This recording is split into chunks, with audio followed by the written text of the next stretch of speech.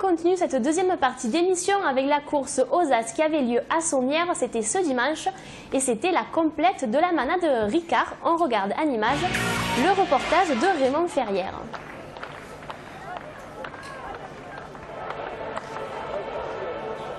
Une course aussi où il y a beaucoup de curiosité parce qu'on sait quand il va y avoir des Ricards, on s'attend à beaucoup de sauts, d'actions explosives normalement. Donc les gens étaient quand même bien présents sur les gradins pour voir cette course. Et Ross, il est moins explosif qu'Avant-Gala, il a perdu un peu. C'est vrai qu'on a dû faire de belles courses, notamment un certain 15 août au Roux du Val avait été très beau. Mais là, je sais pas, il a fait quand même son quart d'heure, donc quand il fait 10 minutes, il est bien. Il y a eu une grosse bourre pour la deuxième ficelle. Il y a du monde quand même. Oui. Il y a du monde à Sommières là. Mais les Ricards attirent toujours un peu de monde à Sommières. C'est une course. Ouais, puis en plus, c'est long, moi, avec la chaleur qu'il faisait, il y a beaucoup qui sont allés là-bas pour ça. Hein. C'était pas plein, trois quarts d'arène.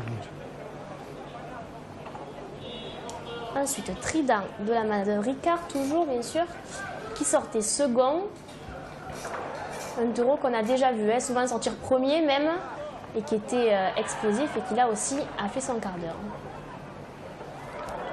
On voit deux grosses actions avec. La Sommières, elles aiment bien le taureau qui saute comme ça, les Ricards.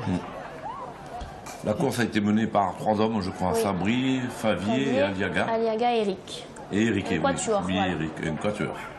Eric est revenu un peu, il a relevé un peu de ruban, ça a fait du bien. Parce que oui, déjà, la veille, il avait levé aussi. Ouais. Codognan, il avait levé. Ce fameux perroquet. Et perroquet que tout le monde attendait. Le perroquet, il est souvent raseté beaucoup à droite et le taureau, il est plus gaucher. Donc là, ce jour-là, il y avait des gauchers et donc. Et des bons en plus. Peut-être qu'il a été bien mieux que d'habitude. C'est un taureau qui saute beaucoup. Taureau qui va jouer le canin, quoi. Ouais. Marquis, je pense qu'il a été bien fait. Mais c'est vrai qu'à c'est un bon sauteur, lui. Ouais. Quand ça saute comme ça, les gens sont au contact des taureaux, des rasetteurs. C'est une arène bien basse où les jambes presque touchent la contre-piste. C'est ce que les gens aiment dans ces coins.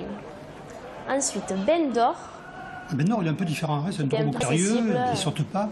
Si on a c'est pour éviter le verre-dose de Ricard qui saute partout. Voilà.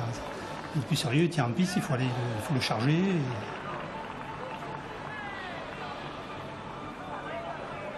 Et les Ricards, c'est pas tout le monde qui aime les rasetés, surtout une complète.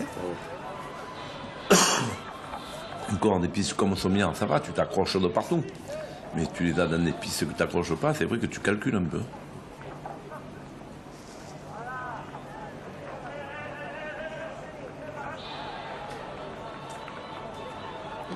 Ça rasette quand même. Voilà, c'est un taureau qui prend tout, qui se tient un peu, mais qui prend tout.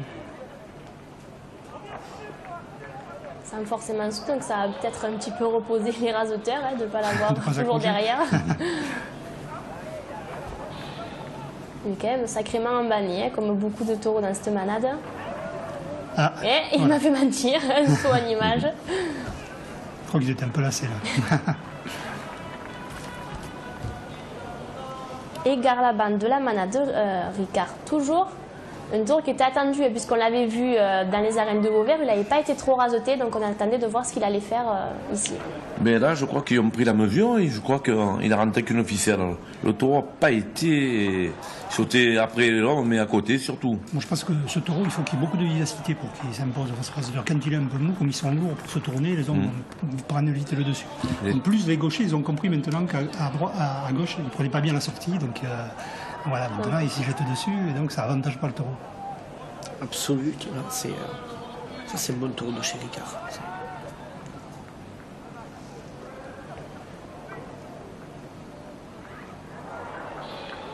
Voilà, ça c'est le problème de Ricard, ils ont du mal un peu à se tourner. Mais après, quand ils prennent la sortie, après ils s'en vont. C'est une grande carcasse. Ouais. Parce que c'est les grosses carcasses qui pour manœuvrer. Ouais, c'est là où il attrape, non? Voilà. Il bouscule un peu, il s'est fait mal à l'épaule. Boris, non? Boris. Ah, oui.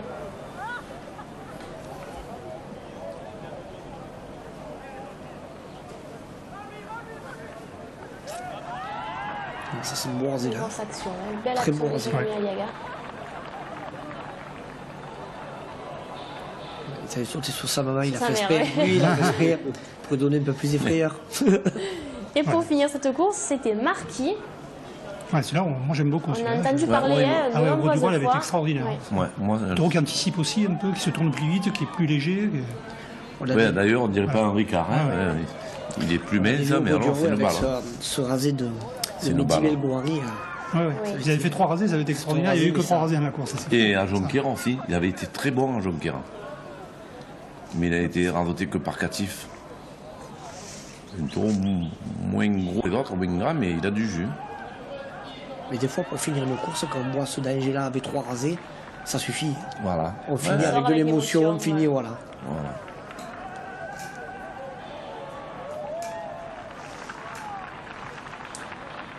Et on voit les gradins, le public qui applaudissait pour cette course. Alors, en tant que côté raseteur, est-ce que c'est peut-être compliqué à aborder une course comme les Ricards, par exemple, où on sait qu'il va falloir s'accrocher pendant toute la course et que tous les taureaux risquent de sauter? Non, c'est pas souvenir, tout le monde s'accroche. C'est pas le problème, c'est après, dans une arène où c'est plus difficile. Là, c'est compliqué. On l'a vu à Lunel avec Garlaban, il a pris 4 ou 5 rasés. Voilà. Gérard, déjà, à Vauvert, c'est déjà plus compliqué. Est-ce qu'il y avait aussi des taureaux comme ça ou des manades qui étaient réputés pour faire sauter? Il y avait le droit, il n'y avait que ça, il y avait 6 avions. Hein. Tu pouvais pas dire j'attends le dernier parce qu'ils sautaient tous. Tu avais Loupio. Non, mais c'est vrai. Tu avais Loupio, tu avais Marquis, tu avais Joujou, ça me parlait de Goya, quoi. Tu avais tous les taureaux qui sautaient après l'homme. Mais bon, le problème, c'est que nous, on était habitués à sauter des taureaux comme ça. Et bon, quand tu vas à Sommières, et tu peux avoir 6 sauteurs, comme dit Jackie, tu mets un pied, tu es en haut. Mais à Lunel, quand tu vas, ça fait loin, si tu calcules plus. Ou à Nîmes, ou à Arles, côté gauche, quand même Mitron, que c'était brave, se mettait là, le taureau récupérait parce que tu pouvais pas t'accrocher. Mais bon, des pistes comme Sommières, tu peux mettre 6 sauteurs. Hein. Quelqu'un qui a des jambes, il s'accroche, puis il n'y a pas de danger, quoi. Et donc tout le fait de savoir où mettre quel taureau dans quelle piste pour savoir si ça sortira par contre, bien ou pas. tu vas mettre un taureau comme Marquis à Lunel ou quoi, c'est vrai que les radoteurs vont pas l'aborder pareil, parce que le taureau, d'abord, c'est une balle, il vient fort, il saute après et il craigne dès qu'un taureau saute. Mais... Alors que maintenant, on s'accroche à Lunel, qu'avant, on ne s'accrochait pas. Et Jackie? Eh oui, bien sûr. L'autre course aux As de ce week-end, c'était ce dimanche au Gros du Roi, et on regarde en image la première partie qui a été filmée par Romain Beaufil. Et toujours en début de course, une belle capellade avec les Arlésiennes, les chevaux, Régine Pascal qui nous a chanté le chant du gardien. Ah, c'était Régine, Jackie me disait Michel Autor. Reconnu, moi. Et le premier, en brun de la manade Nicolin. Un taureau qui déjà, quand il sort, fait impression de par sa prestance. Il y a un beau taureau là. Oui. Taureau magnifique, mais dommage, il est plus gaucher que droitier. Ça va être le problème de toute la course, il est gaucher. Voilà, la course, ouais, ça commençait là. C'est vrai que le taureau pourrait bien les raser à gauche, mais à droite, moins. Alors quand il se décollait, il était un peu moins bien, mais dès qu'il retournait dans les planches, là, on lui faisait des beaux rasés à gauche. D'ailleurs, Jérôme Martin, il s'est régalé, là. Ouais, il a fait une très belle course. Bien dans la tête.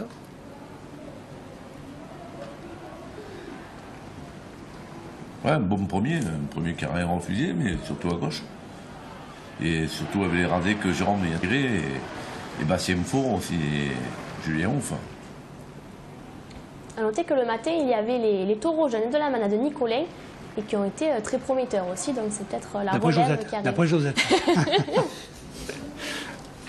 On sait que cette couleur de devise lui tient à cœur. Et le second, c'était Lyon de la manade Blatière-Bessac. Et oui, Lyon, il a commencé par faire 2 ou 3 coups de barrière. On s'est dit, ça va être il va refaire la explosif. course qu'il avait fait l'an dernier, je crois bien, c'est l'an dernier ou l'année d'avant. Mais après, il a été un peu plus décevant. Oui, sur les images, on trouve que c'est très bien. Les images, les premiers qui fait. Ouais. Bien sûr, en image, on garde que le meilleur, donc on ne va pas laisser des minutes où on ne voit rien. Et malheureusement, ça a été souvent ça dans le quart d'heure où il n'y a pas eu beaucoup d'action. Et le troisième, Craponne de la manade de l'Occitane, qu'on attendait beaucoup après la sortie de Vauvert. Et il me semble qu'à Vauvert, il avait beaucoup plus de vivacité. Beaucoup plus de sang il à poussait Vauvert. plus à la sortie. Il y a beaucoup de sang à Vauvert, mais là, il était un peu plus flat, disons. Dès que les taureaux sont plus flats, les raseteurs en profitent un petit peu plus. Mais là, il ne profite pas parce que le taureau il est compliqué quand même. ouais Parce que oui, oui, compliqué il pour- n'a pas pu défaire les ficelles. Je pense que s'il y avait défait les ficelles, mettre la peut-être main. ils auraient fait des fautes, ils se seraient jetés un peu sur le taureau, ça l'aurait un peu avantagé. Et Ils là, n'arrivaient pas à mettre la main avec Non. ses grandes bandes. Non, parce que chaque fois, il a roulé le bras, il a roulé le bras. Il a roulé les bras. Alors une première partie qui a quand même été pas trop mal, mais on se disait on espère beaucoup mieux à la seconde parce Oui. qu'il y avait les taureaux de renom. Oui, bien sûr, on était même un peu déçus en première partie. Les gens étaient un peu déçus. Ils s'attendaient à que le niveau soit un peu plus C'était la élevé. discussion à la buvette. Est-ce que la deuxième partie va être meilleure? Et justement, on va regarder ça en image. Et bien sûr, en position de 4e, Toujours très lentement. Hein, c'est sa marque de fabrique, Garland de la Manade des Baumelles. Et Romain Bruchet, qu'on voit souvent faire de beaux rasés à Garland, qui fait souvent un beau duo avec lui. Hein. Il fait des duos avec beaucoup de taureaux, Romain Bruchet. Mais c'est dommage qu'il ne le fait pas avec tout le monde. Il fait avec les gros taureaux, je ne comprends pas les moyens qu'il a. Non, il a ses taureaux. Hein? Il a ses taureaux. On le Les voit taureaux qui avec lui plaisent, Horacio, hein. avec Garland, il prend des risques, il faut les faire, les rasés qu'il fait. Et puis après, le taureau un peu plus brave, il s'éteint, il n'arrive pas à passer devant. C'est dommage parce qu'il a vraiment des qualités. Alors Garland, un taureau qui a fait encore une sortie sans faute, hein, pour l'âge qu'il a, 14 Taureau ans. intelligent, toujours en placement. L'intelligence, c'est le placement. Et dès qu'il sent, comme là, on l'a vu, hein, il a pris un peu l'avantage sur le rasetteur. C'est une belle poursuite, ça crée un peu d'émotion dans la course. Hein. Ouais. Et qui a bien été radoté à gauche comme à droite, cette fois. Si on ne le charge pas trop, il laisse passer un peu. Mais quand on va à sa tête, après, le taureau vient. Non, puis déjà, le public aime beaucoup ce taureau. Il a eu une grande ovation. C'est un public. Même déjà quand il rentre en piste, on sent le public qui est C'est juste 3 avec courses moi. qu'il fait, 3 courses de bon niveau.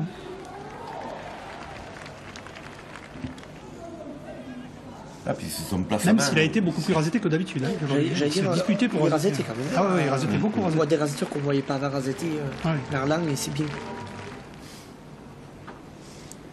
Et Ulmé, votre taureau, Jean-Claude, un petit peu de stress de le voir à cette course? Bah oui, bien ou- sûr, parce que dans une arène comme le Gros du Roi, qui fait partie quand même des grandes arènes, bon, on a toujours un petit peu l'appréhension, on espère toujours que le taureau fasse bien. Quoi. Là, c'était sa 3e sortie de la saison, il était sorti à Château, il avait été excellent. Là, on voit dans les premières minutes, il accroche Julien Ouf par la basket, et bon, ça, je pense que ça a dû le refroidir un petit peu après les raseteurs. Hein. Bon, heureusement, il n'y a pas eu de Pas mal. grand-chose, voilà. Il faudra que j'achète une paire de baskets, que Julien me dise sa pointure. Et ensuite, bon, le taureau, voilà, là, c'est l'action de Bastien. Donc, le taureau anticipe, Bastien Le mauvais se choix. couche. Bon, je l'ai eu au téléphone après. Bon, il m'a dit je pouvais pas l'attraper, donc je me suis couché. Et donc, il a eu deux trajectoires dans la membrane. Il est sorti de l'hôpital. Enfin, d'après ce qu'il m'a dit, il ne rasettera pas le week-end prochain, il reprendra après. Voilà, donc après les actions d'Ulmé qu'elle a fait à droite et à gauche, pas mal, tous les rasés, il est venu finir. Et il a rentré 6 ficelles fortement primées. Tout le monde s'échauffe. Bon, le taureau, c'est bien. Ça fait sa 3e sortie. Il était sorti à Château excellent en début de saison. À Beauvert, il avait été très bien aussi à Julie Ascension. Et là, il avait un petit peu plus de sang qu'à Beauvert. Et il a fait Oui, là, à mon je goût, une pense que très c'est bonne une prestation. course qui va marquer la carrière du taureau, ça. Ouais, Ouais, parce ouais, qu'il ouais. a fait un grand quart d'heure. D'abord, il a été craint par les rasoteurs. Il y a eu faut le beaucoup dire. d'émotions aussi. Il a En plus, il y a eu raseteurs dans un la petit peu course, d'émotion. tout. Il y a eu aussi un gros travail des gauchers, particulièrement Jérôme Martin, qui mérite amplement le prix de la journée, puisque vu la qualité des rasés qu'il a effectué tout au long de la course, hein, à tous les taureaux. Et voilà quoi, donc Ouais, un grand quart d'heure. un grand quart d'heure. Et énorme, ce qui fait plaisir, c'est lorsque à sa rentrée, les gens ont l'occasion. Il a rentré ça. Oui, même C'est si un Garland chance, a il été a bien, mis- moi je pense que le prix, moi, si j'avais dû voter, j'aurais voté pour lui. Ben, nous, pareil, moi j'avais dit pareil, et puis à côté de nous, il y avait des gens, pareil, Ulmé, parce que quand même, il a rentré la ficelle à 1800 €, puis il a mis le danger en piste, la peur. Il a été très beau. J'espère qu'il va encore faire des quarts d'heure comme ça. Mais on l'espère. Et ensuite, c'était Ratis de la Manade de Reynaud, le Biao d'Or en titre. Et puis on le savait, on l'avait vu à Vauvert, il était encore sous antibio. Là, déjà, ça commençait à aller mieux. Et on a vu déjà, au début du quart d'heure, une très très grosse action, même si ce n'était pas toujours sur un rasé. Oui, moi je trouve qu'il avait beaucoup de vivacité. Même s'il n'est plus autant barricadier que ce qu'il était avant, le taureau, bon, il a toujours sa belle tenue de piste, il a une belle prestance. Et il a tout pris à droite, où parfois il laissait passer, et là il a tout pris jusqu'au bout. Moi je trouve qu'il a fait une bonne course. Mais maintenant, les gens ils veulent voir des coups de barrière avec Ratis, c'est ça. Ouais, c'est ça, Ratis, il est réputé parce qu'il tape. Il fait un peu moins ça.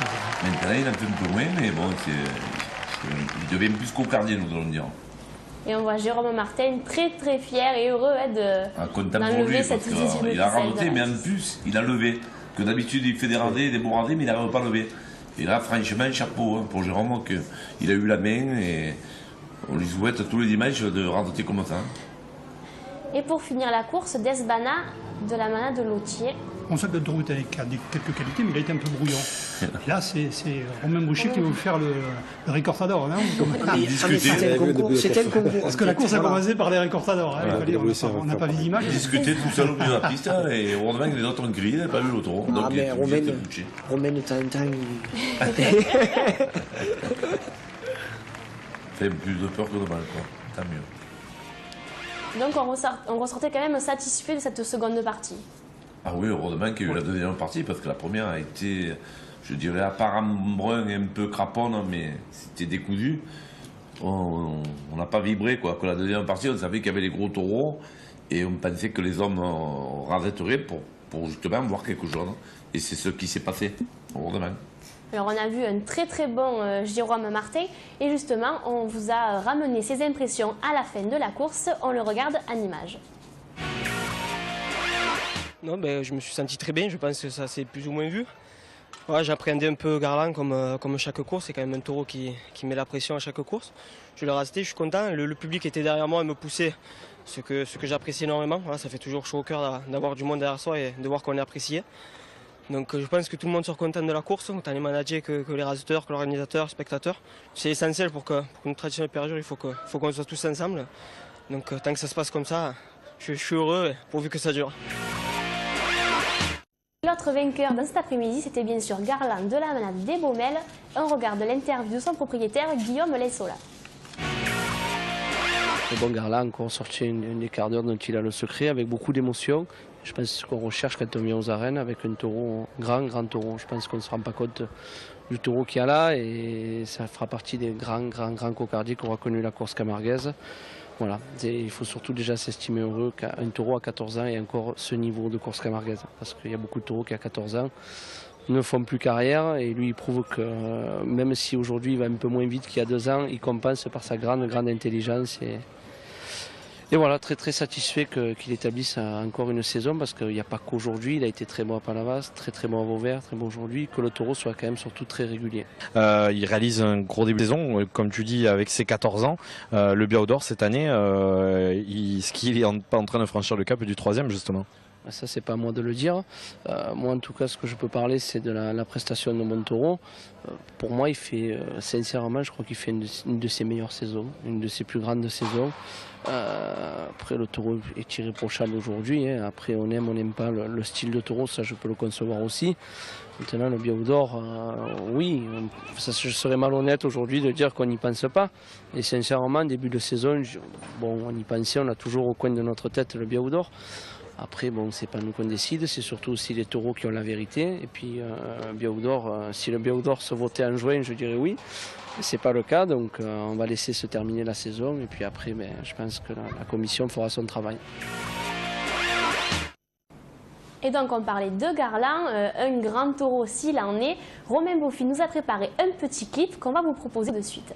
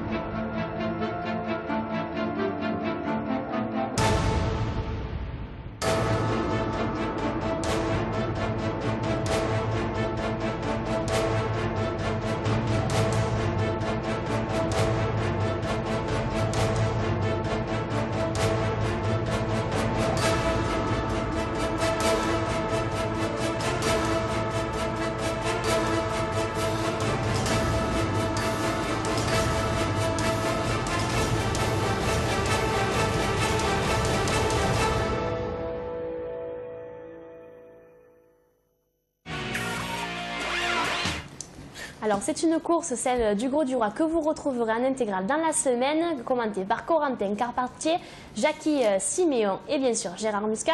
Alors on l'a vu dans l'interview, bien sûr la question que tout le monde se pose, est-ce que Garland, déjà on se dit qu'il va être Biaud d'Or, est-ce qu'on peut déjà en parler maintenant? Quel est votre avis pour le moment sur la question?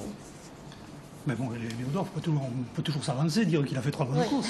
On se souvient d'Ivan, du Bantaï, il avait fait un début de saison extraordinaire, puis il a calé à la Palme d'Or. Donc voilà. Et puis après, il y a d'autres taureaux qui peuvent se révéler un peu plus tard aussi.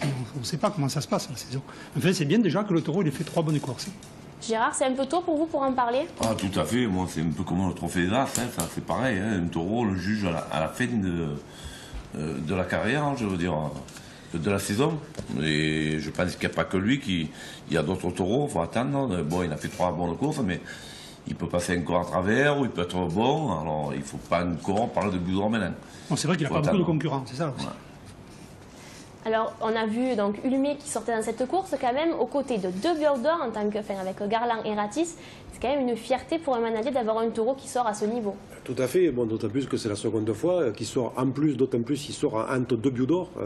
Donc c'est quand même c'est très, très valorisant, mais on a toujours un petit peu peur que le taureau passe à travers entre un Biaud d'Or et ensuite de suite après il passe un second Biaud d'Or. Mais c'est une très grande fierté. Moi j'ai eu l'occasion de voir Garland 2 fois dans la saison, donc à Vauvert et là au Gros du Roi. Je l'ai préféré à Vauvert qu'au Gros du Roi, mais c'est sûr qu'il fait partie, je pense, des postulants éventuels pour le Biaud d'Or. On se dit qu'il y aura peut-être quelques voix, au moins des supporters qui seront... Mais il rentre dans la course là.